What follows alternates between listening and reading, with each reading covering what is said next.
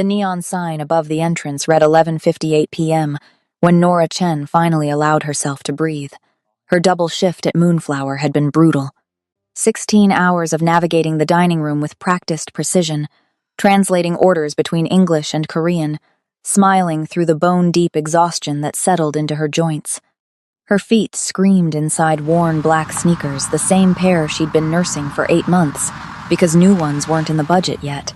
4 tables had just settled their checks, leaving tips that might actually cover both her electric bill and groceries this week. She folded the cash carefully into her apron pocket and leaned against the host's stand near the entrance, allowing her shoulders to drop for the first time all night. The restaurant was transitioning into its late-night rhythm. Most diners had departed, but a handful remained scattered across the space, lingering over macchioli and sweet rice cakes. The kitchen crew had already started breaking down their stations, the sharp clatter of metal and running water mixing with muted K-pop playing from someone's phone speaker. Koreatown never fully quieted, but this late at night, the energy softened into something more intimate, more dangerous. Outside the restaurant's wide windows, taxis glided past with unusual leisure. The November air had turned cold and damp, streetlights reflecting off rain-slicked pavement in wavering amber lines. Earlier drizzle had left the sidewalks mirror black and treacherous. Nora was mentally dividing her tips between bills when movement in her peripheral vision pulled her attention upward. The man at the corner booth was standing. Dojin Park. She knew his name the way everyone working at Moonflower knew his name, with a mixture of reverence and healthy fear. He arrived every Tuesday and Friday evening, always commanding the same secluded corner table, always accompanied by sharp-dressed men who spoke exclusively in rapid Korean punctuated by deliberate silences. The owner himself, Mr. Choi, personally greeted Dojun at the door with a bow so deep it looked painful. The kitchen staff prepared his sam and galbi with obsessive attention to detail. The premium soju he preferred never, ever appeared itemized on any receipt. Nora had served his table exactly once, 3 months ago, when the regular server had called out with the flu. She remembered the experience with crystalline clarity, the way his intense gaze had lifted from the menu to assess her face for precisely 2 seconds, before returning to the printed Korean text. Polite but utterly impenetrable, his presence radiating the kind of controlled authority that made the air feel heavier. Even in an immaculate charcoal suit with subtle pinstripes, he'd looked weary in a way expensive tailoring couldn't disguise. There was something haunted in the set of his shoulders, like a man carrying debts that couldn't be calculated in currency. Tonight, Dojin stood flanked by 3 associates, men with military posture and designer watches, checking phones and buttoning suit jackets with synchronized efficiency. They moved toward the exit with the fluid certainty of people accustomed to deference, to doors opening and crowds parting. They owned this territory. Maybe not legally, but in every way that mattered after midnight in Manhattan's Koreatown. Nora dropped her gaze back to the bills in her apron, silently counting 43, 61, 78 when something near the entrance disrupted her peripheral awareness. The valet. Not Jung-soo, the regular valet who'd worked Moonflower's door for 5 years. This guy was different, new. She'd seen him maybe twice before, both times appearing uncertain in the standard black vest and crisp bow tie that seemed to strangle him. Tonight, he looked worse than uncertain. He looked terrified. Sweat gleamed on his temples and upper lip despite the November chill seeping through the entrance every time the door opened. His hands trembled visibly as he clutched a key fob, fingers slipping on the smooth black plastic. Nora's frown deepened. Something felt fundamentally wrong about this picture, the way his eyes kept darting toward the street, then back to the restaurant interior, never settling. The way he refused to meet anyone's gaze, not the hostess who offered him her standard professional smile, not Mr. Choi who passed within 3 feet of him, not even the customers he was supposedly serving. Dojin Park pushed through the glass entrance door, 3 associates following in tight formation. The valet's spine went rigid instantly, and he nearly fumbled the key fob onto the wet pavement. "Your car, sir!" The words came out pitched too high, rushed and breathless.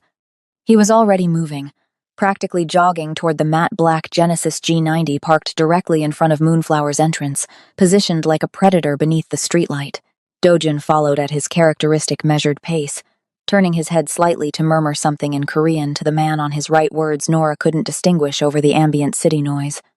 She should have returned to her closing duties. Should have started wiping down tables, counting silverware, preparing the register tape for Mr. Choi to review. But her feet carried her toward the entrance instead, pulled by an instinct she couldn't name, only feel a cold certainty settling in her gut that something was catastrophically wrong. The valet brought the Genesis around with jarring speed, too fast for the wet streets. He yanked open the driver's door and practically leaped backward, extending the key fob like it was burning his palm. Dojin reached forward, his expression neutral, nodding once in wordless dismissal. That's when Nora saw it. Through the driver's side window, illuminated by Moonflower's exterior lighting and the street lamp's amber glow, a small LED display glowed red beneath the dashboard. Not a manufacturer's detail. Not standard equipment. A bright crimson blink blink blink pattern that didn't belong anywhere near the steering column of a luxury vehicle. Her late brother Marcus had worked demolition for 3 years before the accident had come home countless evenings with stories about controlled explosives, about timer mechanisms and detonation sequences. He'd taught her to recognize danger in unexpected places. And that blinking red LED was screaming danger in a frequency only she seemed to hear. Her body reacted before conscious thought could catch up. "Don't get in!" Nora's voice tore through the quiet street as she broke into a dead run. Her worn sneakers slapped wetly against rain-slicked pavement. Dojin's head whipped toward her, his hand already gripping the doorframe, body half-turned to enter the vehicle. She didn't slow down. She grabbed his arm with both hands and yanked backward with every ounce of desperate strength she possessed. He reacted on pure instinct, twisting sharply to break her grip, his other hand rising defensively as trained reflexes kicked in to neutralize the perceived threat. But Nora held on, her fingers digging into expensive wool and the hard muscle beneath. She stumbled when he shoved against her grip, nearly losing her balance on the slick concrete. "There's something under the dashboard," she gasped, pointing frantically at the Genesis's dark interior with one shaking hand while maintaining her grip on his arm with the other. A timer. Red LED. Blinking. It shouldn't be there. Nothing in that car should look like that. Dojin froze completely. His sharp stare locked onto hers with laser focus, not searching for deception or insanity, but for certainty, for conviction. She held his gaze, willing him to see the truth in her expression, the absolute knowledge that death was waiting 3 feet away inside that vehicle. Then his focus shifted past her shoulder, narrowing with predatory intensity on the Genesis, specifically on the driver's seat area where her finger still pointed. One of his associates stepped forward immediately, tall, lean, with the coiled readiness of military training evident in every line of his body. "Boss?" The single word carried a dozen questions. Dojun raised one hand in a gesture so minimal it was almost invisible, just 2 fingers lifted, palm facing outward. "Minjun, get everyone back. 5 meters. Right now." Wait, did you catch that? Nora just saved a stranger's life and walked straight into a war she didn't even know existed. Where are you watching from? Drop a comment below. If you're already hooked, hit that subscribe button now. Trust me, this story only gets more intense from here. Drop A in the comments if that explosion scene got your heart racing. And real talk, would you have grabbed his arm?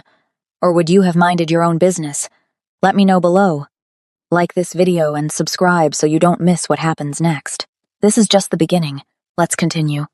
The explosion turned night into day for exactly 3 seconds. Nora felt the concussive force before she heard the sound, a physical wall of pressure that slammed into her chest and knocked the air from her lungs. Dojin's body collided with hers, both of them hitting wet pavement hard enough to leave bruises. He covered her completely, his weight pressing her into the cold concrete as debris rained down around them. Metal fragments, glass shards, burning rubber. The heat washed over them in waves, followed immediately by choking black smoke that tasted like chemicals and death. When the world stopped spinning, Nora realized she couldn't hear anything except a high-pitched whine drilling through her skull. Dojin was speaking, she could see his mouth moving, but the words were lost in the ringing that filled her ears. He pulled her upright with surprising gentleness, his hands checking her shoulders, her arms, searching for injuries she couldn't feel through the shock. The Genesis G90 was a skeleton of twisted metal engulfed in flames. The valet was gone, simply vanished into Manhattan's shadows like he'd never existed. Then came the sirens. Dozens of them, converging from every direction. The next 2 hours passed in fragments. NYPD patrol cars arrived first, officers establishing a perimeter with yellow tape that seemed absurdly inadequate for containing what had just happened. Then came the FBI, agents in dark suits and federal windbreakers materializing with frightening efficiency. Car bombs in Manhattan meant automatic federal jurisdiction, meant terrorism protocols, meant questions Nora didn't have answers for. They separated her from Dojun immediately. A female agent with kind eyes and an unyielding grip guided Nora to a quiet corner near an idling ambulance, away from the burning wreckage that firefighters were desperately trying to contain. The agent's questions came rapid fire. What did you see? How did you know? Are you affiliated with Mr. Park? Have you had any unusual contacts in the past week? The words blurred together. Nora's hands wouldn't stop shaking. I saw a timer, she heard herself saying, voice distant and unfamiliar. Red LED. Blinking. My brother worked demolition. He taught me. Her throat closed. Marcus had been dead for 2 years. Why was she talking about him in present tense?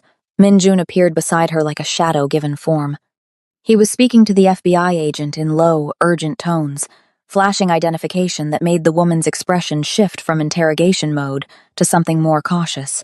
Nora caught fragments, witness protection concerns, and credible threats, and immediate relocation necessary. Wait. Nora tried to stand, but her legs weren't cooperating properly. I need to give a statement. I saw the valet. I can describe him. You will, Minjun said, his English accented but precise. Tomorrow, somewhere safer than a crime scene with your face visible to every news camera in 5 blocks. He gestured.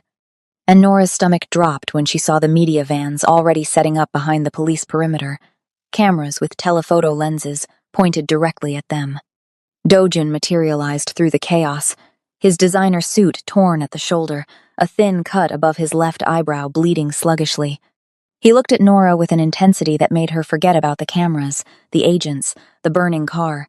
You saved my life. 4 words, delivered with absolute certainty. Now let me return the favor. Get in the car. I don't even know you. The protest sounded weak even to her own ears. You know enough. He nodded toward the wreckage. They missed tonight. They won't miss twice. The black SUV had tinted windows so dark they seemed to absorb light. Nora found herself in the back seat before she could formulate a coherent objection, Minjun sliding in beside her while Dojun took the front passenger position. The driver pulled away from the scene with practiced efficiency, merging into late-night traffic like they were just another vehicle instead of fleeing a federal crime scene. Manhattan blurred past the windows. Nora tried to track their route, but shock had fractured her sense of direction. They crossed into Tribeca. She recognized the converted warehouses, the cobblestone streets, and pulled into an underground garage beneath a building that looked like it cost more per square foot than most people earned in a year. Where are we? Her voice cracked. Somewhere they can't reach you, Minjun said simply. The penthouse elevator required a key card and thumbprint. 23 floors up, the doors opened onto a space that made Nora's entire apartment building seem microscopic by comparison. Floor-to-ceiling windows overlooking the Hudson River, furniture that belonged in design magazines, art on the walls that might be originals, the kind of wealth that operated by rules she'd never learned. I need to call my landlord, Nora said, reality crashing back. My shift tomorrow starts at 11. You need to sleep. Dojun's voice carried absolute authority. Minjun will explain everything in the morning. 3 days. Give me 3 days to handle this, and then you can go back to your life. But Nora saw the look Minjun and Dojun exchanged brief, weighted with meaning she couldn't decipher, and she knew with cold certainty that nothing about her life would ever be the same. She woke 16 hours later in a bedroom larger than her entire studio apartment, wrapped in sheets that felt like liquid silk against her skin. Sunlight streamed through windows she didn't remember. For one blissful moment, she thought it had all been a nightmare. Then she saw the bandages on her palms where pavement had torn skin, heard voices speaking rapid Korean outside the door.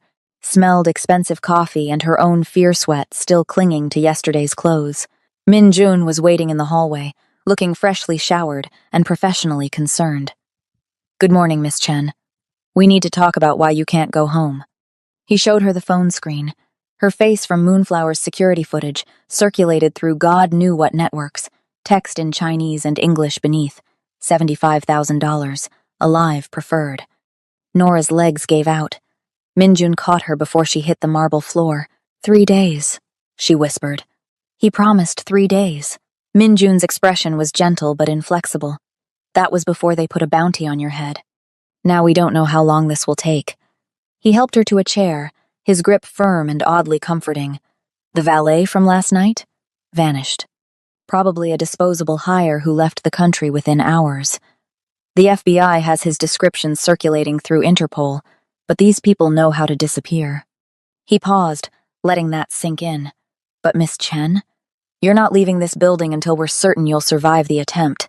3 days in the Tribeca penthouse felt like 3 years. Nora had worn a path in the hardwood between the guest bedroom and the floor-to-ceiling windows overlooking the Hudson, watching the city continue without her. Her phone sat on the kitchen counter, powered off per Min Jun's explicit instructions. Her life existed in a 900-square-foot prison decorated with art she couldn't afford to look at. On the morning of day 3, Min Jun found her in the kitchen trying to make sense of the commercial-grade espresso machine. He carried a tablet under his arm, his expression grimmer than usual. "Show me," Nora said before he could speak. "Whatever you're about to sugarcoat, just show me." He set the tablet on the marble counter and stepped back. The image loaded slowly, giving her time to register each devastating detail. Her face from Moonflower's security camera, grainy but unmistakably her, mouth open mid-shout, arm extended toward Dojun. The photo had been cleaned up, enhanced, circulated. Below it, text in Chinese characters and English translation. $75,000 USD. Female, late 22nds. Approximately 5'6". Alive preferred for interrogation. Contact verified channels only. The smaller text made her stomach turn. Suspected connection to park organization. High-value target. Exercise extreme caution subject. Demonstrates advanced situational awareness. "They think I'm with you," Nora whispered. "They think I work for Dojin. The triad doesn't understand heroism." Min Jun's voice was flat, clinical. "They can't comprehend why a stranger would risk her life for someone she doesn't know. So they've created a narrative that makes sense in their world. You're either an operative or an asset. Either way, you're valuable alive because you might have information about our operations." Nora's hands shook as she pushed the tablet away. "Can you contact them? Explain it was I just saw something wrong and reacted. I'm nobody. I don't know anything about..." Her phone buzzed, still powered off on the counter, but vibrating with an incoming call. Min Jun and Nora locked eyes. "That's not possible," she said. Min Jun was already moving, pulling on latex gloves before touching the device. He powered it on with careful precision, checked the caller ID, and his jaw tightened. "Moonflower, Mr. Choi's personal line." Nora grabbed for the phone, but Min Jun held it away. "Don't. If they've compromised your employer," the voicemail notification appeared. Min Jun put it on speaker. Mr. Choi's voice came through broken and terrified, speaking in Korean first, then switching to English. "Nora, I'm sorry. I'm so sorry. They came tonight. Fire. So much fire. Ji-won, Marcus the line cook, Young Hee from hosting, they're in the hospital. Burns. Smoke inhalation. The investigators, they're saying accelerant, gasoline, professional job." His voice cracked. "They left a message on the wall. In English. For you. They said this is just the beginning until you..." The message cut off. Nora's legs stopped working.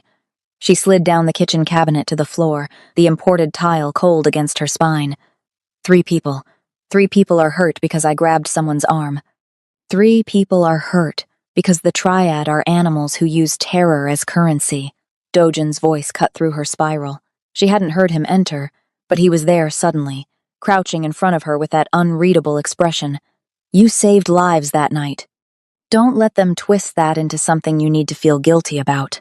"I don't have a job anymore," Nora heard herself say, the reality cascading. "Moonflower is gone. I can't pay rent. I can't. The numbers started adding up, the financial devastation piling on top of the physical danger. My landlord is going to evict me. I'm 2 weeks from homeless, and now I can't even go back to my apartment to get my things because there's 75,000 reasons for someone to put a bullet in me.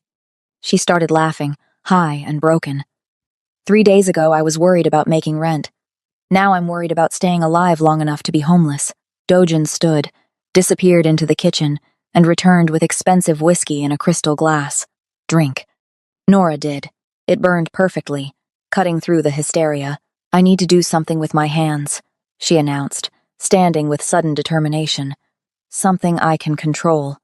She moved to the refrigerator, pulling out ingredients with deliberate focus. Gochugaru, doenjang, scallions. This time she kept it simple, quick pickled vegetables, the kind her mother used to make when emotions ran too high for complex cooking. Cucumbers, daikon, rice vinegar. The sharp, clean work of slicing, the satisfying crunch under her knife. 10 minutes of focused motion to center herself. Dojin watched from the doorway, silent. My mother died 3 years ago, Nora said without looking up. Her knife work was precise, meditative. Stage 4 breast cancer.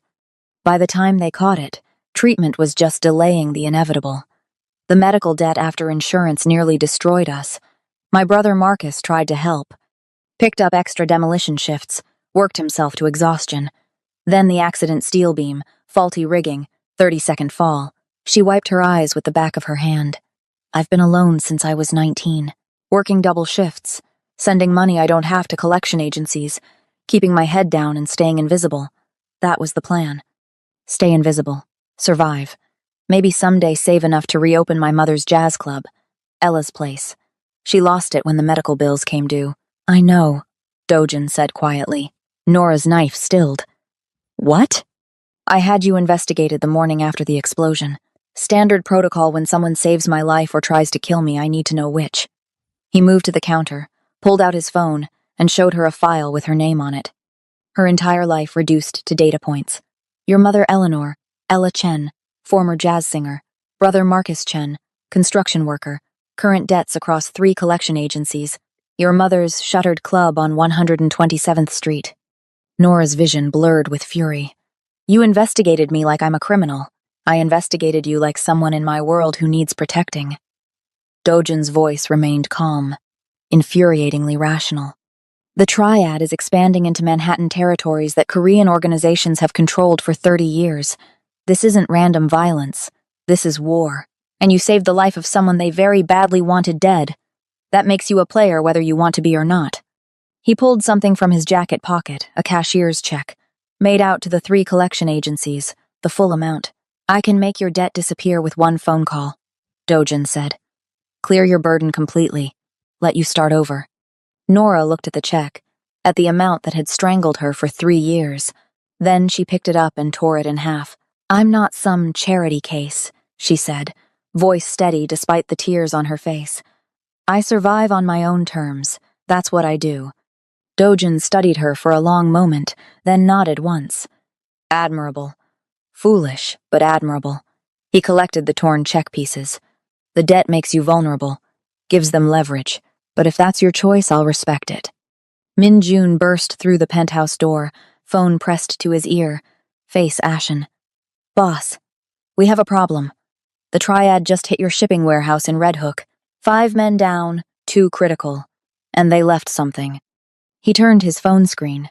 Spray painted across the burned warehouse wall in red letters 6 feet high. The black girl dies screaming. Below it, Nora's face again. Larger, surrounded by target crosshairs. Dojin's expression went cold and lethal. How long ago? 20 minutes. Fire department is still on scene. NYPD found this. Minjun swiped to another image, a note in English and Korean. Every day she breathes, we burn something you love. Return the witness, or lose everything. Nora felt the room tilt. They want you to give me to them. Not going to happen. Dojin's voice carried absolute certainty, and something darker underneath. How many more people have to get hurt? Nora's whisper cut through the tension. How many more? The penthouse lights died. Emergency backup kicked in after 3 seconds of absolute darkness, bathing everything in dim red glow. Min-jun had his gun out instantly. That's not a power outage. Someone cut the building's electrical. From 23 floors below, the emergency stairwell door alarm began to scream. The stairwell alarm proved to be building maintenance responding to the power surge, not a triad death squad. But the false alarm cost Nora what little nerve she had left. She spent that night on the guest room floor, back against the wall, steak knife from Do-jun's kitchen clutched in shaking hands. Sleep was a luxury for people who weren't worth $75,000 dead or alive. The call came at 6:47 a.m. Min-jun answered on the second ring, listened without speaking, then handed the phone to Nora with an expression that told her everything before he said a word. "Your landlord, Mr. Kowalski. He's demanding to speak with you."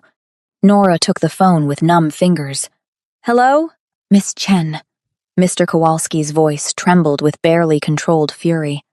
"Last night, at approximately 2 a.m., your apartment building was the target of what police are calling a drive-by shooting. 27 bullet holes in the facade.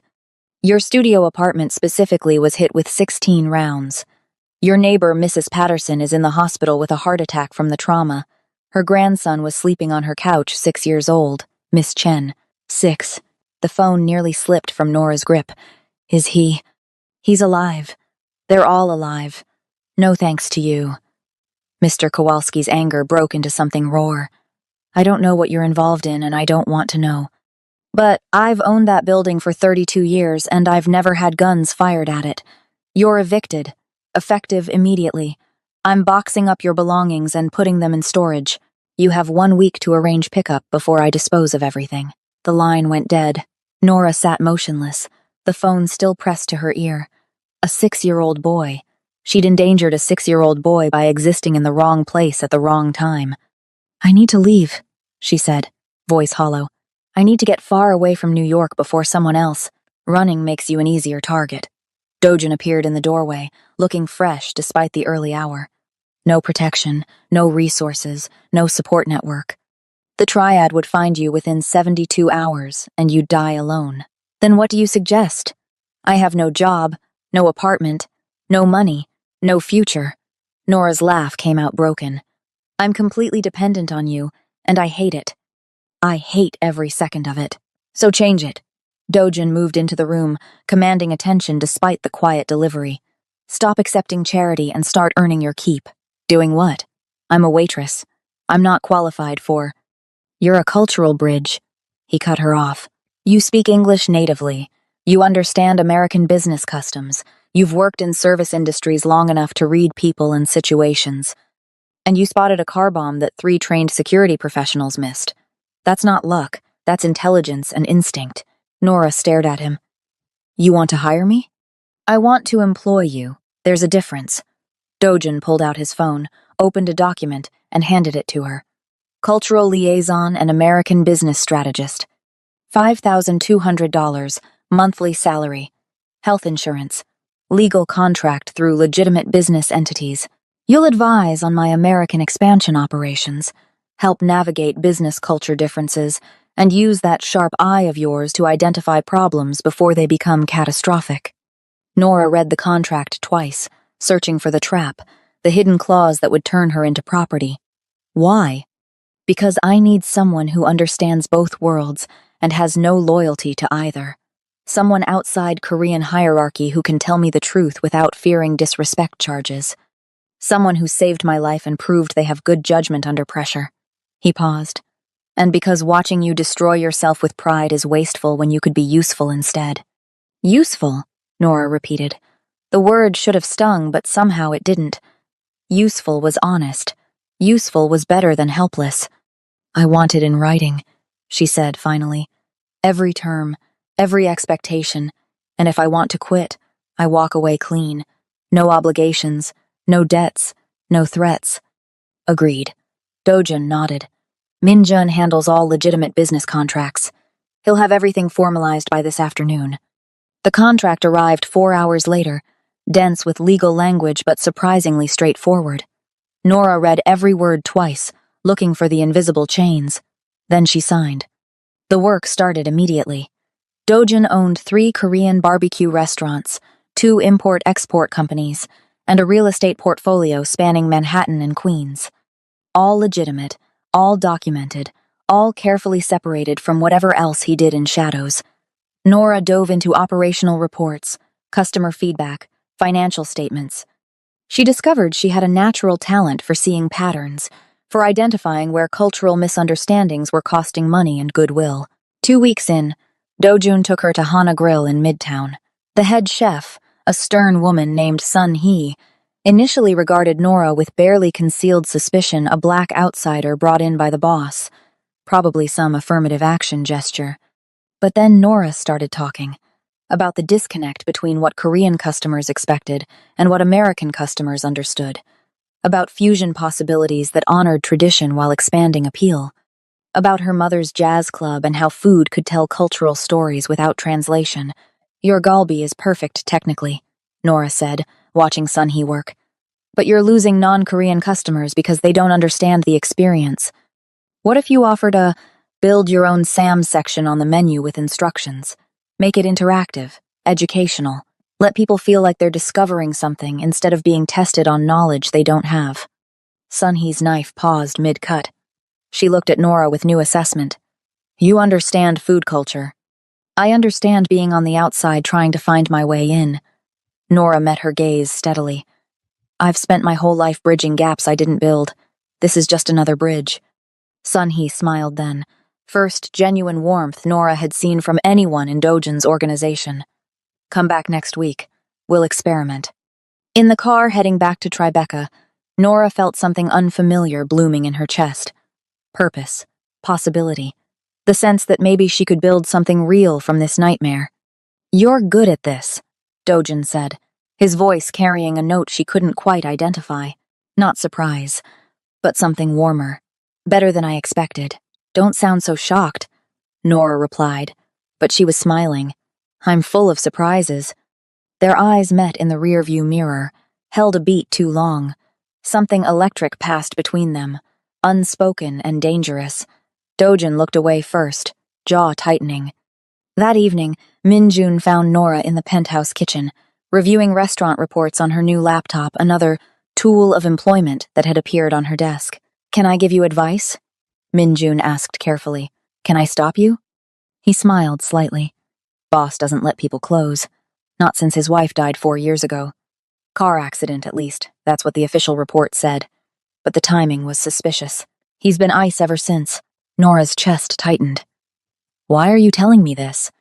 "Because he looks at you differently, talks to you differently, and that makes you either very safe or very dangerous." Minjun's expression turned serious. "Be careful, Miss Chen. Men like him, when they finally let someone in, they don't do it halfway, and neither do their enemies." Before Nora could respond, Dojun's phone rang in the other room. She heard his voice shift from casual to lethal in a single syllable. He appeared in the doorway seconds later, face carved from stone. "Red Hook Warehouse. They're hitting it now. Multiple attackers. Professional team. We need to move." "I'm coming with you," Nora said before thinking. "Absolutely not. People are getting hurt because of me. I need to see." "You need to stay alive." Dojin's voice was final. "That's non-negotiable." He left with Min Jun and 4 others, moving with military efficiency. The penthouse felt enormous and empty once they were gone. Nora waited, counting seconds that stretched into hours, until finally her phone buzzed. "Min Jun. Boss is fine. 5 men injured but stable. Warehouse is gone. Coming back." She exhaled for what felt like the first time in hours. Dojin returned at 2:47. A.M. Nora heard the elevator chime, the heavy door sliding open. She'd been sitting in the darkened living room for hours, unable to sleep, watching the city lights blur through exhausted tears she refused to acknowledge. He walked in and the sight of him made her breath catch. His white dress shirt was no longer white rust-colored stains splattered across the front, sleeves rolled up to reveal more blood on his forearms. A cut above his left eyebrow oozed sluggishly, already swelling. His knuckles were split and raw. He moved like every step hurt but refused to show it. 5 men, he said without preamble, voice rougher than she'd ever heard it. Burns, smoke inhalation. Too critical but stable. Could have been worse if they hadn't evacuated fast. He pulled off his ruined tie, dropped it on the floor. They left you another message. He showed her the photo on his phone. Spray painted across the burned warehouse wall, illuminated by floodlights, and photographed by what looked like FBI crime scene investigators. The black girl dies screaming in letters 10 feet high. Below it, her face again, larger than life, surrounded by target crosshairs that looked almost artistic in their precision. Smaller text beneath in Chinese and English. Every day she breathes costs you more. Stop protecting her or lose everything. This is because of me. Nora's voice came out strangled. People are getting hurt because 3 weeks ago I grabbed your arm instead of minding my own business. Dojun crossed the space between them in 3 strides, caught her wrists before she could pull away. His grip was firm but careful, mindful of his split knuckles against her skin. People are hurt because the Triad are animals who use terror as currency, because they're expanding into territory they have no right to claim, and they're willing to burn everything to take it. You saw danger and you acted. That makes you brave, not guilty. Remember that. His gaze held hers, intense and unwavering. You saved my life. Don't let them twist that into something you need to apologize for. Nora's vision blurred. You're bleeding. I'm aware. Sit down. She pulled her wrists free gently. Let me clean that cut before it gets infected. She found the first aid kit in the master bathroom hospital-grade supplies that suggested this wasn't his first violent night. When she returned to the living room, Dojun had collapsed onto the leather couch, head tipped back, eyes closed. For the first time since she'd met him, he looked genuinely exhausted. Nora sat beside him, opened antiseptic wipes with shaking hands. This is going to sting. It already does. But he opened his eyes, watched her with that unsettling focus as she carefully cleaned the cut above his eyebrow. Blood had dried in his hairline, matted the black strands. She worked methodically, wiping away evidence of violence with cotton and antiseptic. You're good at this, Dojun observed quietly. Practice. My brother used to come home with construction injuries all the time. Cuts, burns. That one time he nearly lost a finger to a table saw. Nora's hands steadied with the familiar motions. I learned to be the medic. Tell me about him. So she did. Talked while she worked, applying butterfly bandages to hold the cut closed, checking his pupils for concussion signs her mother had taught her to recognize. She told him about Marcus, who'd loved demolition because it was controlled destruction, who'd sung Motown songs off-key while cooking Sunday breakfast, who'd worked himself to death trying to save their mother and left Nora completely alone. Dojun listened without interrupting. When she finished with his face, she noticed his knuckles. Let me see your hands. He extended them, and she carefully cleaned split skin and forming bruises. You hit someone. Several someones. No apology in his voice. The fire was professional, but the team that set it was still on scene, watching, enjoying their work. His jaw tightened. We had a conversation about appropriate behavior. Is that what you call it? Would you prefer I'd let them walk away? Nora should have been horrified. Should have recoiled from this man who spoke about violence like it was business. Instead, she found herself understanding the cold fury in his eyes, the protective rage that made him drive knuckles into flesh. No, she admitted quietly. I wouldn't. She finished bandaging his hands and stood. Stay there. I made dinner hours ago. I couldn't sleep, so I kept cooking. The kitchen smelled like comfort and home. She'd made galbi jim, the braised short ribs her mother used to prepare for Sunday dinners, slow-cooked until the meat fell from the bone. She brought 2 bowls to the living room, handed one to Dojun. He stared at the dish, something unreadable crossing his face. This is my mother's recipe. She learned it from a Korean neighbor in Detroit. Nora settled beside him, closer than before. Food is the best language for things you can't say with words. They ate in comfortable silence. Between bites, he taught her Korean phrases mashisoyo for delicious, komawo for thank you. She told him stories about her mother's jazz club, about the sound of her mother's voice turning standards into prayers. She would have liked you, Nora said, surprising herself. My mother, she had good instincts about people. What would she have thought about you working for someone like me? She would have said you can't judge a man by his job, only by how he treats people who can't fight back. Nora met his eyes. You could have thrown me to the triad to save your warehouses, your men, your operations. You didn't. I don't negotiate with terrorists. But his voice softened. And you're under my protection, that means something. The space between them felt charged, electric. Dojin's gaze dropped to her mouth, and Nora's breath caught. He leaned forward slightly, tentative in a way that seemed foreign to his usual controlled certainty. She could feel his exhale against her lips, could smell smoke and antiseptic and something underneath that was just him. Every cell in her body screamed to close the distance. Nora pulled back. I'm sorry, she whispered. It's too much, too fast. I don't know if what I'm feeling is real or just trauma bonding or... I understand. Dojin's voice was steady despite visible disappointment. You're right. The timing is... His phone erupted with shrill ringing. Minjun's name flashed on the screen. Dojun answered, listened for exactly 5 seconds. Then his expression went from disappointed to lethal. When? Pause. Is she safe? Another pause. I'm on my way. He stood, already moving toward the door. They hit my mother's house in Flushing. She's unharmed but shaken. I need to go. I'll come with you, Nora said, already standing. No. You stay here where it's secure. Dojin's voice was final. This could be a diversion to draw me out. I won't risk you. He left with 4 men, moving with practiced urgency. The door closed, and Nora was alone again, trapped in luxury while war raged outside. She spent the rest of the night pacing, waiting for news, praying to a god she wasn't sure she believed in anymore. The call came at dawn. Minjun's voice. We found something. You need to see this. Dojin's mother was safe, but the message left behind made Nora's blood run cold. Spray painted across the living room wall in red. We know where your family sleeps. The call that broke everything came at 6:03 a.m. the next day. Nora woke to voices in the living room, sharp, urgent Korean punctuated by Minjun's distinctive cadence. She pulled on clothes and emerged to find the penthouse transformed into a war room. 6 men in dark suits surrounded the dining table, laptops open, faces grim. Dojin stood at the head, still wearing yesterday's clothes, looking like violence barely contained. Miss Chen. Minjun noticed her first. You should hear this. A thin man with wire-rimmed glasses, someone Nora had never seen before, gestured to his laptop screen. I'm David Kim, Digital Forensics. For the past week, I've been tracking unauthorized data transfers from our secured network.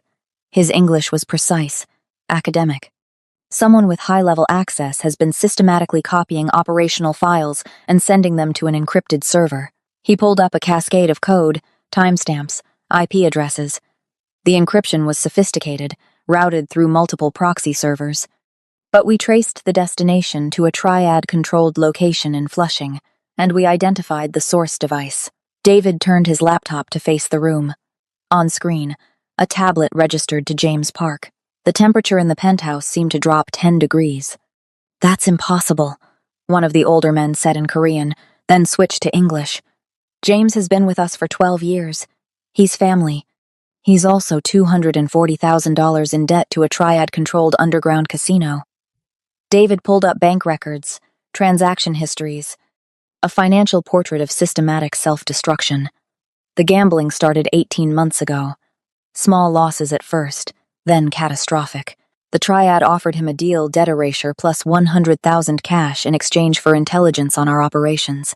Dojun's hands curled into fists on the table surface. What did he give them? Everything. Shipping schedules, warehouse locations, security rotations, property holdings.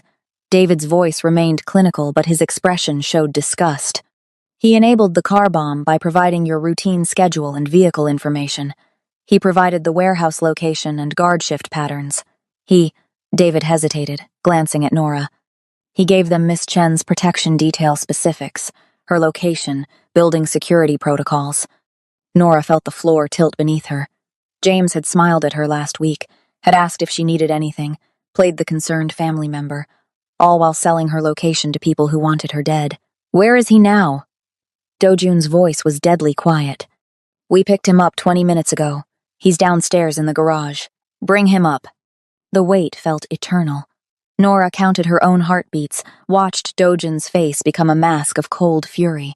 When the elevator finally opened, 2 guards escorted James Park between them.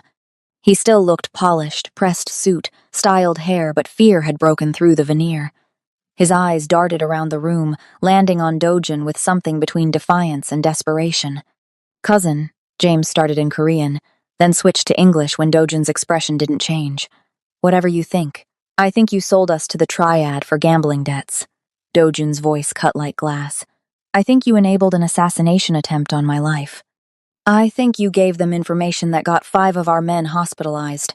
I think you endangered a woman under my protection." He stepped closer and James flinched. "Tell me I'm wrong." James's defiance crumbled. "You don't understand the pressure. The debt was crushing me. They were going to kill me, Dojun. What was I supposed to do?" "Come to me." The pain in Dojin's voice made Nora's chest ache. "I'm your family. I sponsored your college education. I gave you a position of trust. You could have asked for help." "Help?" James's voice rose, hysteria bleeding through. "You mean charity? You mean being grateful while you treat me like hired help? I'm family, but you make me bow like I'm nothing. My American education means nothing to you. My language skills, my understanding of this country, you overlook all of it because I wasn't born into your inner circle. So you sold us to our enemies. I solved my problem the only way I could." James was shouting now, tears streaming down his face. "You have everything, power, money, respect. I have debt and scraps from your table. They offered me a way out and I took it. You chose betrayal over loyalty." Dojin's voice dropped to a whisper more terrifying than any shout. "You chose to endanger everyone I protect. You chose to help people who want to torture and kill an innocent woman. You put my mother at risk. My sister." He turned to Minjun. "Remove him from all operations. Seize his assets to cover the organization's losses, and make sure everyone knows everyone that his gambling debts are now his alone. No family protection. No organizational backing. He wanted to solve his own problems. Let him." James collapsed to his knees. "Please, Dojin, please. They'll kill me without your protection. You should have thought of that before you betrayed us." Dojin nodded to the guards. "Get him out of my sight." They dragged James to the elevator, his pleading echoing until the doors sealed shut. The conference room emptied quickly after, the men dispersing to handle damage control. Minjun touched Nora's shoulder gently as he passed. "Give him space, but not too much." Nora found Dojun 30 minutes later in his private office, windows overlooking the Hudson River painted rose gold with sunrise. He sat in darkness except for that light, a glass of whiskey untouched on the desk beside him. Family photos lined one shelf, images of a younger Dojun with his sister, with James at what looked like a college graduation, with an elegant woman whose absence suddenly made sense. She didn't speak, just settled into the chair across from him, close enough to be present without crowding. "He grew up like my brother," Dojin said finally, voice rough. "After my father died, his family took me in for 6 months. We shared a room, shared meals, shared secrets the way children do. When they immigrated to New York, I helped them get established, paid for James's education because he was family.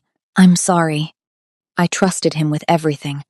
Dojin's hands clenched on the armrests. "Let him see operations I hide from most people, and he sold it all for gambling debts and resentment I never knew existed." Nora reached across the space between them, took his hand carefully. His grip tightened immediately, holding on like she was an anchor in a storm. "Family disappoints us," she said quietly, thinking of her father's abandonment, though she didn't know yet what she'd learn in Detroit. "They fail us in ways strangers never could because we give them the power to hurt us deeply. But it doesn't mean we stop being strong. It means we learn who deserves our trust and who doesn't." Dojin looked at her then, really looked at her not as a witness to protect or an employee to manage, but as someone who understood his specific pain because she'd carried her own version. "How are you not broken?" "Who says I'm not?" Nora's smile was sad. "I'm just good at hiding the cracks." He stood, pulled her up with him, and kissed her. Not the tentative, almost kiss from before, but something desperate and honest, tasting like whiskey and shared pain. Nora kissed him back, pouring weeks of fear and fury and unexpected connection into the contact. His hands found her waist, her jaw threading into her hair. She pulled him closer, needing this, needing him, needing to feel something other than terror. They made love as dawn painted the city gold, two people finding comfort in shared trauma, choosing connection over isolation. It was messy and human and real, not romance but something raw. Survival wrapped in intimacy, proof they were still alive despite everything trying to kill them. After, they lay tangled in sheets that cost more than Nora's monthly rent used to, watching morning break over Manhattan. Dojun's phone buzzed on the nightstand. He ignored it. It buzzed again, and again. Finally, he reached for it, read the message, and went completely still. "What?" Nora asked, dread pooling in her stomach. Dojun showed her the screen. Anonymous message with a single line of text. James Park found dead in Flushing. Apparent suicide. Triad doesn't leave loose ends. Attached, a crime scene photo showing James's body, a message carved into the wall above him. "You're next. We don't have time to mourn." Dojun's response to James's death came within minutes of the news. The Triad killed him to send a message. Now we send one back. Minjun arrived 20 minutes later with 3 other senior operatives and a laptop case. They transformed the dining table into a war room tactical maps, building schematics, satellite imagery spreading across expensive wood. Nora watched from the kitchen doorway, coffee cup forgotten in her hands. Golden Phoenix Casino, Atlantic City. Minjun pointed to a sprawling complex on the screen. Triad owns it through shell corporations. Wei Zhao runs operations from the penthouse level. Tuesday nights he hosts private VIP gambling events. High stakes, invite only. Security is heavy but predictable. Another operative, older with gray at his temples, added layers to the digital map. 3 primary entry points. Service entrance here, main floor access here, rooftop helipad here. Wei keeps 4 bodyguards minimum, but during VIP nights he brings in 12 additional security throughout the building. "We're coordinating with the Shin family and the Jang organization." Dojun's voice was clinical, strategic. 30 men total. Minjun commands 10 through the service entrance, securing ground floor and preventing escape. I take 12 through main access, push to penthouse. The Shin family provides 8 for rooftop containment. "Yakuza observers?" someone asked. 2 representatives, neutral witnesses to ensure terms are honored after. Dojun traced the route with his finger. "We go in at midnight during the height of the gambling event. Wei won't risk shootout with civilian gamblers present bad for business, draws federal attention. He'll negotiate." "And if he doesn't?" Minjun's question hung heavy. "Then we make him." Dojun's expression was carved from stone. "One way or another.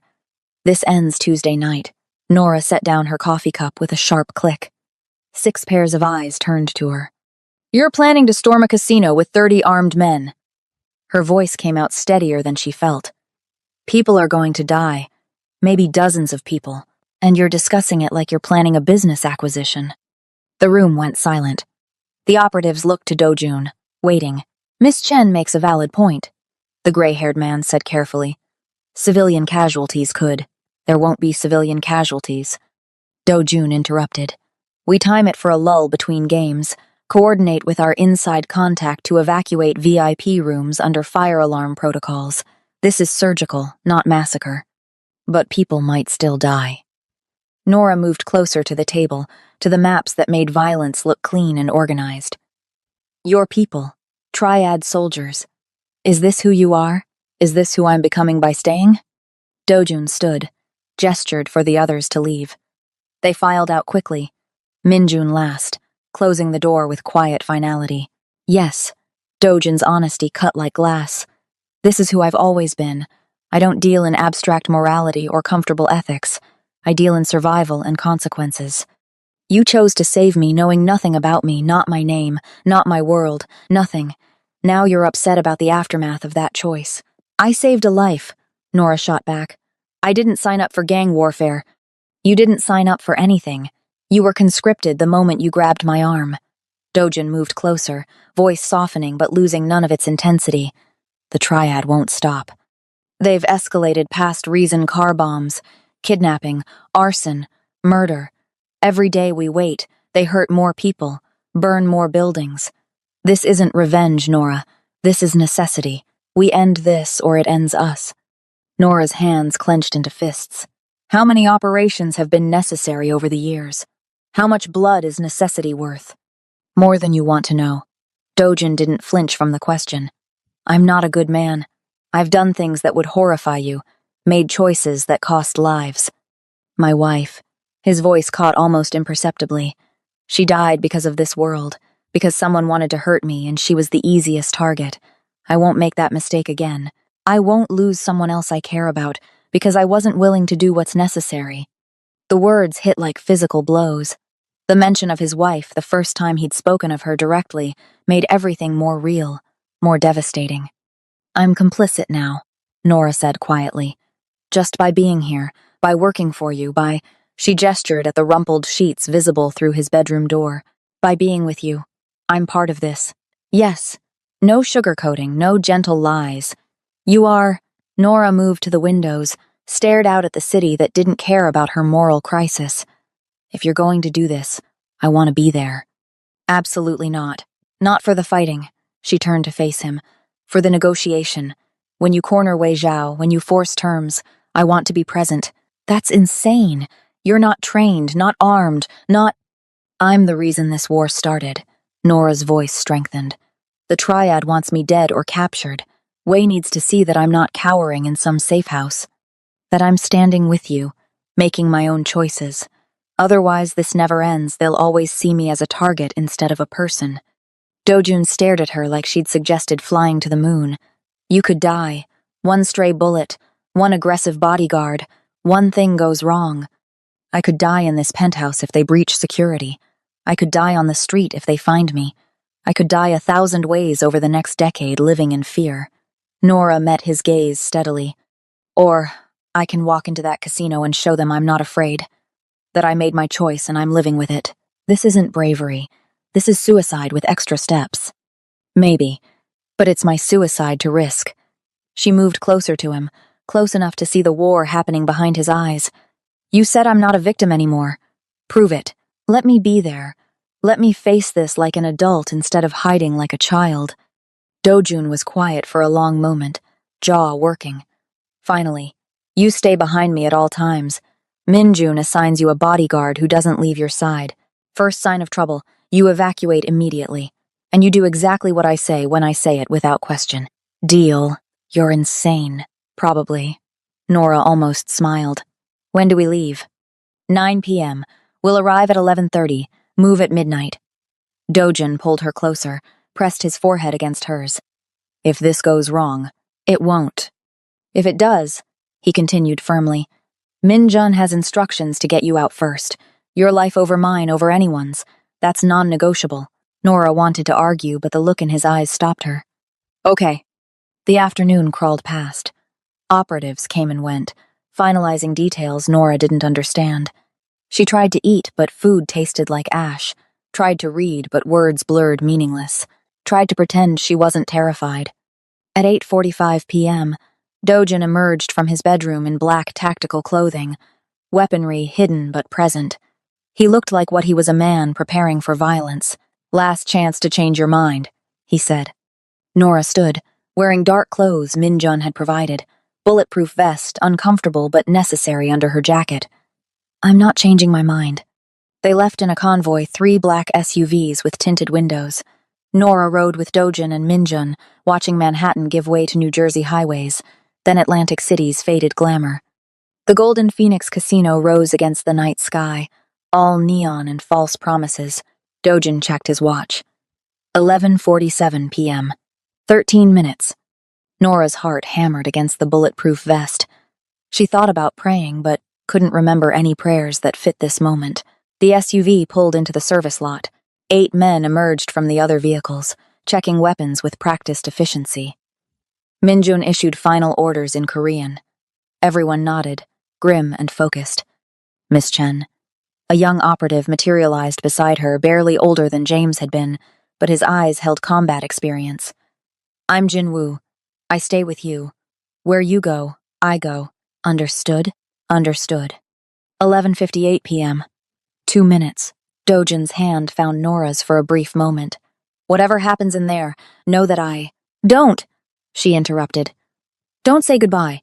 We're both walking out of this. He nodded, squeezed her hand once, then released it. Midnight came with the precision of a death sentence. Dojun's phone displayed 12 hours when Min-jun gave the signal. 30 men moved simultaneously, service entrance, main floor, rooftop access. Years of training compressed into choreographed violence. The casino's fire alarm screamed to life exactly as planned. VIP guests evacuating in controlled chaos, while operatives flooded corridors wearing maintenance uniforms over tactical gear. Nora stayed glued to Jinwoo's side, her bodyguard moving through the casino with silent efficiency. They took the service elevator with Dojun and 4 others, ascending toward the penthouse while her heart tried to punch through the bulletproof vest. The elevator opened to immediate gunfire. Jinwoo yanked Nora down as bullets punched through the elevator's back wall. Dojun and his men returned fire in precise 3-round bursts, advancing into the corridor with military precision. Bodies dropped triad guards who'd been waiting in ambush positions. The smell of gunpowder and blood filled the narrow space. Stay behind me! Jinwoo hauled Nora forward, using his body as a shield. They cleared the corridor room by room, encountering resistance that spoke to Wei Zhao's preparation. He'd known they were coming, had turned the penthouse level into a kill box. A door exploded outward. Triad soldiers emerged firing automatic weapons, muzzle flash strobing like lightning. One of Dojun's men went down, leg shattered. Another took rounds to his vest, the impact throwing him backward. Jinwoo shoved Nora into a doorway, his body covering hers as bullets chewed through drywall above their heads. Then Dojun was there, moving through the chaos like death choreographed. He put down 3 shooters with controlled pairs, center mass, mechanical, efficient, cleared the room in 15 seconds. Reloaded without looking, muscle memory from countless operations Nora would never know about. Penthouse suite, Min-jun's voice crackled through radio. Wei Zhao barricaded inside with 4 lieutenants, 5 hostiles total. They regrouped at the penthouse entrance reinforced door, electronic locks fried by their tech specialist. Breaching would mean close quarters hell. Dojun positioned his men, checked his weapon, caught Nora's eyes across the hallway. Last chance, he mouthed. She shook her head. No retreat. Not now. The breaching charge blew the door into twisted metal. Flashbangs followed, disorienting everyone inside. Dojun's team poured through the opening into a suite that looked like a war zone waiting to happen. Overturned furniture, armed men behind cover. And in the center of it all, Wei Zhao standing with a pistol, 4 lieutenants flanking him. Far enough. Wei's English was accented but clear. Or everyone dies. Standoff. Guns pointed everywhere. 30 fingers on 30 triggers. One wrong move and everyone died. This is between us. Dojun's voice cut through the tension. Let's negotiate terms. Terms? Wei laughed, the sound harsh and mocking. You storm my casino with an army and want to negotiate? You've already chosen war, Park. I chose to end a war you started. Dojun lowered his weapon slightly, not surrender, but de-escalation. Car bombs in Manhattan bring federal attention neither of us wants. Kidnapping, arson, targeting civilians, murdering my cousin, you've broken every code that keeps our world functioning. I'm here to restore order. By force. By necessity. Movement to the left. One of Wei's guards shifting position, trying to flank. Dojun saw it a split second too late. The guard lunged from cover, knife in hand, targeting Dojun's exposed side. Jinwoo's gun barked, but the angle was wrong.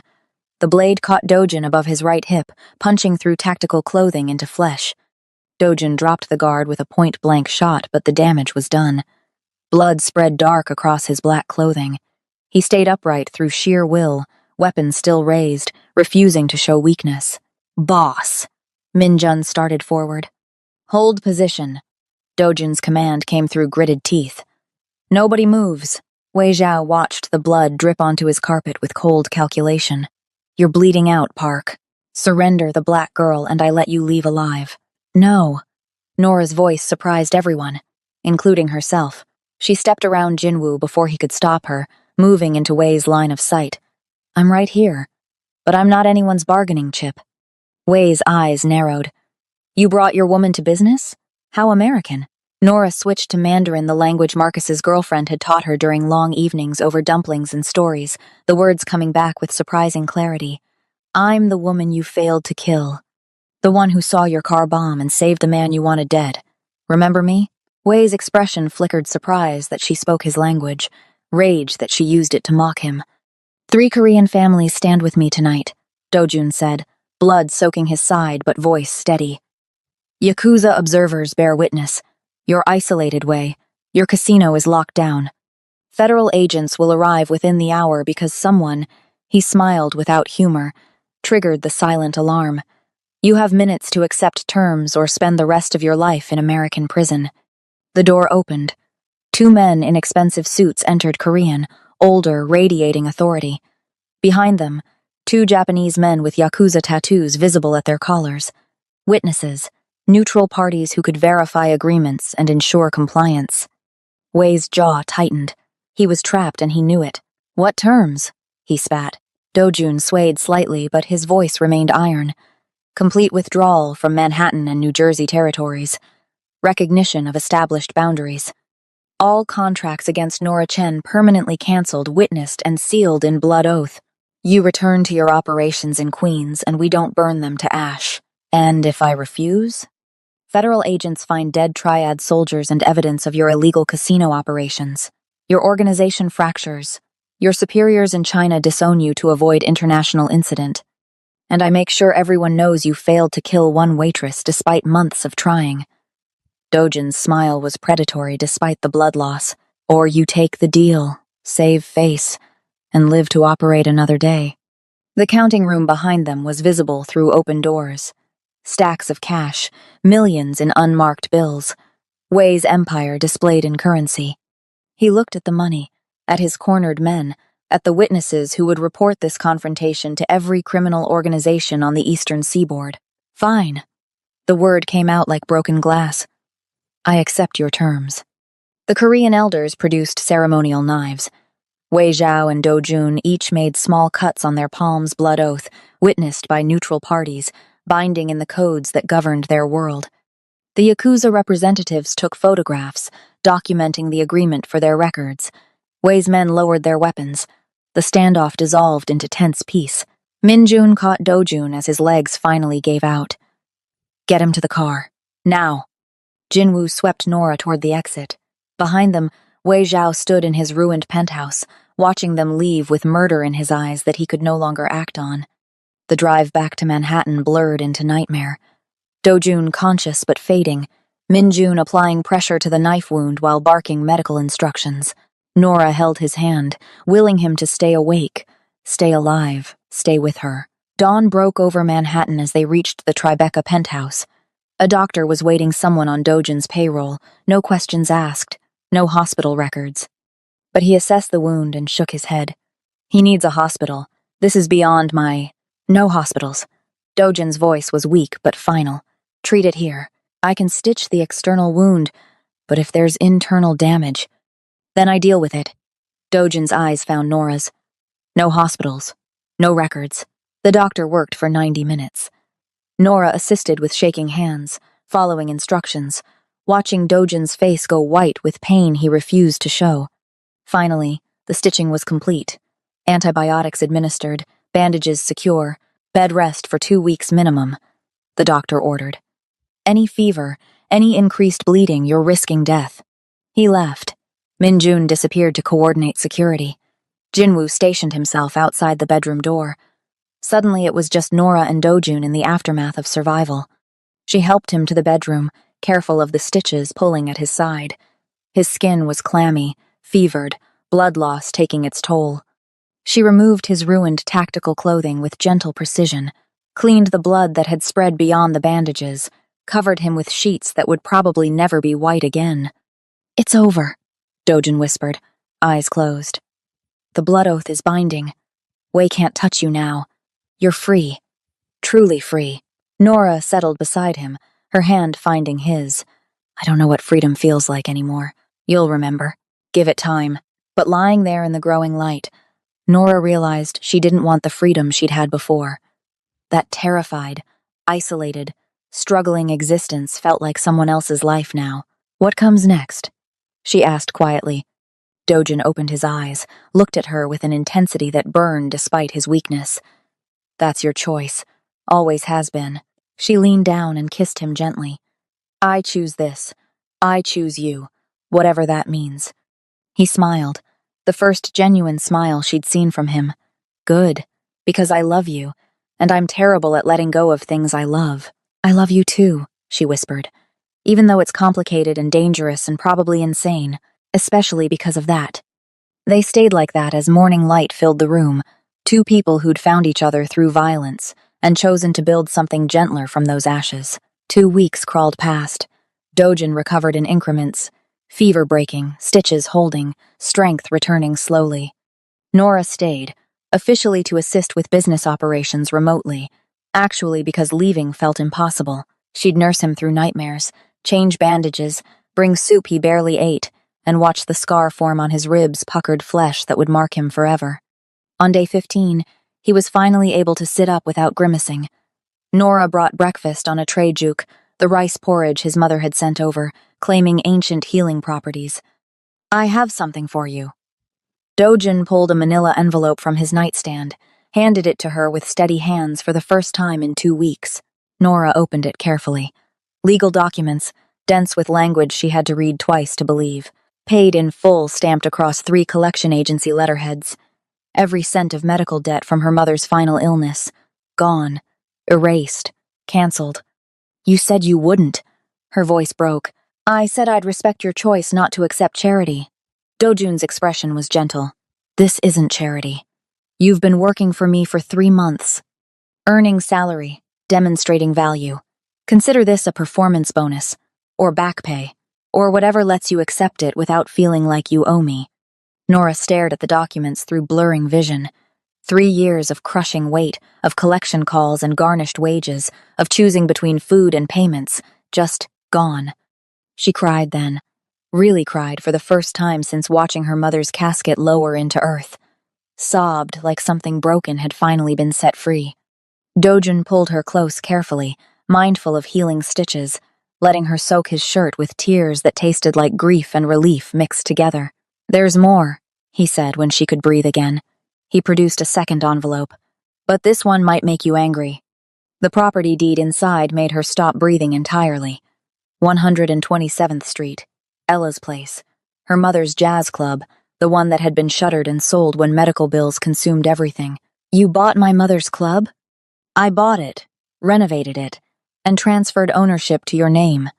Dojin's voice was quiet. It's yours, Nora. Free and clear.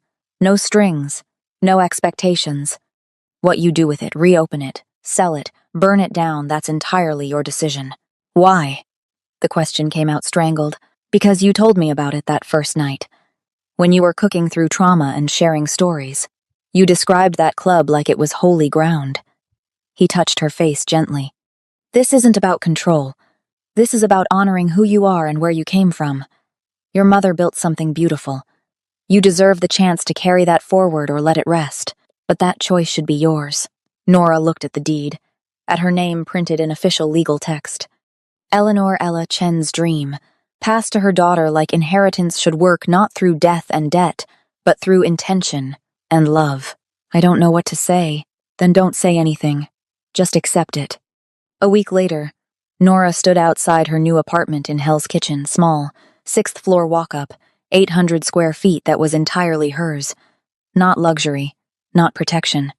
Just space she could afford with her legitimate salary and shape according to her own needs. Dojin had driven her to see it, helped her sign the lease, then surprised her by agreeing immediately when she said she needed to move out of the penthouse. You need your own space, he'd said. We both do. Partnership doesn't mean possession. She moved with minimal belongings. Most of what she owned had been lost when she was evicted from her previous apartment. Min Jun had managed to retrieve a few boxes from storage. Some clothes, a handful of books, her mother's framed photo. She furnished the new place with second-hand finds and basics, hung her mother's picture above the couch, made it home. But 3 nights a week, she stayed with Do-jun. And 2 nights he came to her place, squeezing into her modest space, eating takeout, learning to exist in her world instead of always pulling her into his. Work continued. She proved her value, daily expanding Korean barbecue operations, developing fusion concepts that bridged cultures, becoming someone the Korean business community actually respected. Not as Dojin's girlfriend, though rumors circulated. As Nora Chen, strategist who understood markets they couldn't access alone. 6 weeks post-casino, she visited Ella's place for the first time. The renovation was beautiful, respectful of history, while updating infrastructure. Her mother's original piano, somehow located and restored. The stage where legends had performed. The bar where whiskey and stories mixed until dawn. She stood on the empty stage, closed her eyes, and heard her mother's voice singing Strange Fruit, like prophecy and prayer combined. You planning to reopen? Dojin's voice came from the doorway. He'd followed her in silence, letting her have this moment. I think so. Not yet. But someday. Nora turned to face him. Thank you. For this. For everything. You saved my life. He moved closer. Everything since is just trying to balance that debt. You don't owe me. I know. But I choose to give anyway. He kissed her then, soft and certain. That's what people do when they love each other. The words still felt new, terrifying, absolutely true. I love you too, Nora whispered. They were standing in the golden late afternoon light, planning a future that felt possible for the first time, when Nora's phone rang. Unknown number. She almost didn't answer, but something, instinct, paranoia, fate made her pick up. Nora Chen? The voice was female, professional, unfamiliar. Who's asking? My name is Sarah Chen. I'm an attorney. I'm calling regarding your father. Nora's blood went cold. My father left when I was 12. I haven't heard from him in 15 years. I understand. But Miss Chen, I need to inform you that your father passed away 3 weeks ago, and his will names you as sole beneficiary of his estate. His estate? Nora laughed without humor. He was a gambling addict who abandoned his family. What estate? That's what I need to discuss with you, preferably in person. The attorney's voice carried strange weight. Your father wasn't who you thought he was. And what he left behind. She paused. Miss Chen, can you come to Detroit? There are things you need to see, and people who've been waiting a very long time to meet you. Detroit yielded secrets Nora wasn't prepared for. Her father, the gambling addict who'd abandoned his family, had actually been working deep undercover for the FBI for 15 years. The gambling debts were cover. The abandonment was protection. He'd infiltrated a criminal organization so dangerous that contact with his family would have gotten them killed. He'd died taking down that organization, and his estate was a safety deposit box containing letters he'd written every year on her birthday, never sent. 15 years of love wrapped in silence and sacrifice. Agent Sarah Chen, no relation, but the FBI handler assigned to close out his case handed Nora the stack of letters with gentle hands. He talked about you constantly, about how proud he was, about how much he wished he could have been there, about how the hardest part of his assignment wasn't the danger, but knowing his daughter thought he didn't love her. Nora read every letter through tears that wouldn't stop. Dear Nora, you're 13 today. I hope you're doing well in school. I hope your mother told you I love you, even though I can't be there to say it myself. Dear Nora, you're 21 today. I heard about your brother. I'm so sorry I couldn't be there. I'm so sorry for everything. Dear Nora, you're 25 today. I hope you're still dreaming about opening your own restaurant. I hope you're happy. I hope someday you'll understand why I had to leave. The revelation shattered and rebuilt her understanding of abandonment in a single afternoon. Her father hadn't left because he stopped caring. He'd left because he cared too much to let his dangerous work destroy them. She stayed in Detroit for a week, meeting FBI agents who'd worked with her father, learning about the 15-year operation that had dismantled a human trafficking network operating across 3 states. They showed her commendations, testimony from people he'd saved, evidence of sacrifices he'd made in silence. When she finally returned to New York, Dojin was waiting at the airport. She walked into his arms and cried again, not from grief this time, but from understanding. From knowing that sometimes love required distance, that sometimes the people who seemed to abandon us were actually protecting us in ways we'd never know. I'm okay, she told him as they drove back to Manhattan. Better than okay, actually. I have closure now. Real closure. My father loved me. He never stopped loving me, and that changes everything. But that was 3 weeks ago. Tonight was about different kinds of rebuilding. 3 months after the car bomb that changed everything, Nora stood in Moonflower's restored dining room wearing an emerald silk dress that made her skin glow like burnished gold. Her natural hair fell in goddess locks past her shoulders, a style she'd been too afraid to wear when she was just a waitress worried about tips and conformity. Now she wore her crown unapologetically. The restaurant had been rebuilt over the summer, Dojun quietly funding the repairs while ensuring the 3 injured employees received full medical coverage and salary continuation during their recovery. Jiwon, Marcus, the line cook, and Young Hee were all back at work, healthy and grateful. Tonight was the grand reopening, and it felt like resurrection. Dojun stood beside her in a tailored charcoal suit, the scar on his ribs hidden beneath expensive fabric. He looked every inch the successful businessman, nothing about him suggesting the violence he was capable of. His hand rested lightly on the small of her back, present but not possessive, proud but letting her lead. "You ready for this?" he murmured in Korean. "As ready as I'll ever be," she replied in the same language, the phrases coming more naturally now after 3 months of practice. Mr. Choi approached with a microphone, his smile genuine and warm. The restaurant was packed 200 guests, representing Korean business communities, legitimate and otherwise. They'd come to celebrate Moonflower's resurrection, but also to witness something unprecedented: a Black woman being formally recognized as family by a Korean organized crime family. "Ladies and gentlemen," Mr. Choi began in Korean, then switched to English. 3 months ago, this restaurant nearly died in flames, set by our enemies. But before that night of fire, there was a night of salvation. Nora Chen, who worked these floors with grace and dedication, saw danger when trained men missed it. She acted without hesitation, saving the life of a man who has become like a son to me. He gestured to Nora. In Korean culture, we have a concept, yunhai. It means the debt of gratitude for saving a life. But Miss Chen has become more than someone we owe. She has proven her value, her intelligence, her loyalty. Tonight, we formally recognize her as Shikgu family, not by blood, but by choice and respect. The applause was thunderous. Korean businessmen who'd initially viewed her with suspicion now bowed in genuine respect. She'd earned this, not through Dojun's protection, but through 3 months of work that expanded their operations and bridged cultural divides they couldn't cross alone.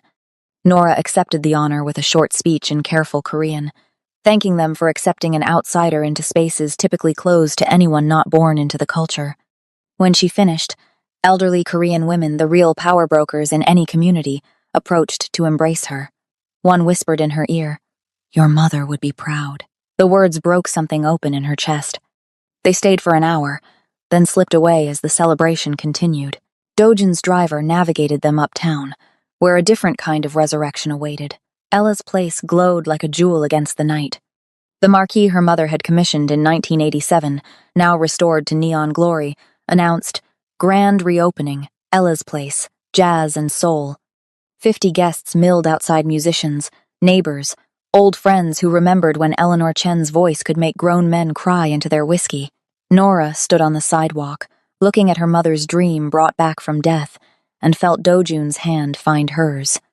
"You did this," he said quietly. "Not me. You made the choices that brought this place back to life." Inside, the club was intimate perfection. Round tables with white tablecloths, the restored piano gleaming under stage lights, a jazz quartet warming up with soft standards. The original photographs of legends who'd performed here, her mother standing among them, impossibly young and alive. Nora moved through the crowd in a daze, accepting congratulations, hugging people who'd known her mother, feeling history and future collapse into this singular present moment. At 10 p.m., she took the stage. The quartet fell silent. Every conversation stopped. 50 pairs of eyes focused on Eleanor Chen's daughter standing in Eleanor Chen's spotlight. "Thank you for coming," Nora said, voice steadier than she felt. "My mother opened this club 40 years ago because she believed jazz was how Black folks talked to God when prayer wasn't enough." She believed music could heal what words couldn't reach. She believed in creating space for beauty in a world that often felt too harsh to survive. She switched to Korean for one sentence, and she would have loved seeing how different worlds can come together to create something new. Dojin sat at a corner table, not dominating the space but present. Their eyes met across the crowded room. Nora turned to the quartet. My mother's signature song was Summertime. She sang it the night she met my father, the night I was born, the last night she performed before cancer took her voice. She took a breath. I'm going to sing it for her now. A cappella. No instruments. Just her voice carrying her mother's legacy into a room that remembered when that legacy was alive. Summertime and the livin' is easy. Fish are jumpin' and the cotton is high. Her voice wasn't technically perfect like her mother's had been, but it carried truth. Every word weighted with loss and survival and hard-won peace. By the final verse, half the room was crying openly. The other half was smiling through tears, remembering. The applause was reverent. Nora bowed, stepped off stage, and found Dojin waiting. He handed her a wrapped package. Open it. Inside, a framed photograph she'd never seen. Her mother on stage at Ella's place, circa 1985, mid-song with her eyes closed and face luminous with joy. Professional quality, perfectly preserved. Found it in a storage unit owned by a jazz photographer who documented the scene, Dojin said. Took 6 weeks to track down, but I thought you should have it. Nora's vision blurred. Thank you. For this. For everything. You've thanked me enough. This is just me loving you. Midnight found them on Ella's place rooftop, overlooking the lights. The celebration continued below, muted jazz filtering up through floorboards, but up here it was just them and the city and silence. I never wanted to be saved, Nora said, leaning against the railing. I built my whole identity on not needing rescue, on being strong enough to carry everything alone. I know. But I'm glad I found you. Glad I grabbed your arm that night, even though it destroyed my life, and rebuilt it into something I don't recognize. She turned to face him. I choose this. Consciously. Not because I'm trapped or dependent or rescued, but because partnership is stronger than isolation. Because loving you makes me more myself, not less. Dojin pulled her close, careful and certain. You saved me first, in more ways than you know. I was half dead when you found me, not from the bomb, but from living in a world where trust was weakness and connection was liability. After my wife died, I convinced myself that loving someone was just giving your enemies ammunition. You taught me that some things are worth the risk. They kissed on the rooftop of her mother's club, two people who'd found each other through violence and chosen to build something gentler from those ashes. The guests departed slowly. By 2 a.m., Ella's place was empty except for Nora. She sent Dojin home with promises to follow soon, needing this moment alone. She sat at her mother's piano, touched the keys gently. The ivory was cool and smooth, holding 40 years of music in its grain. She played a simple melody chopsticks, the first thing Marcus had taught her before he died. I made it, Mama, she whispered to the empty club. We made it. For a moment, she could swear she felt her mother's hand on her shoulder, could smell the perfume Eleanor Chen wore for performances, could hear her voice saying what she'd always said. Baby girl, you are stronger than you know. Nora was locking up when she noticed the envelope tucked under the front door. Plain white, her name written in unfamiliar handwriting. No postage, no return address. Hand-delivered. Her hands shook as she opened it. Inside, a single photograph. Recent, taken with a telephoto lens. Nora and Dojun entering Moonflower earlier tonight. Her in the emerald dress. Him with his hand on her back. No message. No threat. Just the photograph proving someone had been watching. She flipped it over. On the back, written in careful English, your father's work isn't finished. They're still out there. And now they know about you. A friend. Nora's phone rang. Unknown number. She answered with trembling fingers. Miss Chen? A man's voice, American accent, professionally calm. This is Special Agent David Morrison, FBI. I know it's late, but I need you to listen very carefully. Your father's last case, the organization he infiltrated, we didn't get everyone. And someone just accessed a classified file with your current address and known associates. I'm sending a protective detail to your location now. Do not leave the building. Do not trust anyone you don't know. And Miss Chen? The agent paused. Your connection to Dojin Park makes you valuable in ways you don't understand yet. We need to talk. Immediately. The line went dead. Nora stood alone in her mother's club, photograph in one hand, phone in the other, sirens beginning to wail somewhere in the night. She'd thought the war was over. She'd thought she was finally safe. She'd been wrong. But this time, she wasn't alone. This time, she had Dojun. She had Minjun and his team. She had a family, both her mother's legacy and the Korean community that had accepted her. And most importantly, this time she knew who she was. Not a victim, not a waitress, not someone who needed saving. She was Nora Chen, and she was ready for whatever came next. Where are you watching from? This story is traveling across the globe. Drop a comment below and let us know where you're tuning in from. If you're loving this saga of courage, culture, and unexpected love, hit that subscribe button right now, smash the like, and share it with someone who needs a story about finding strength in the most dangerous places. What did you think of that cliffhanger? Drop your theories below. Subscribe so you don't miss what happens next.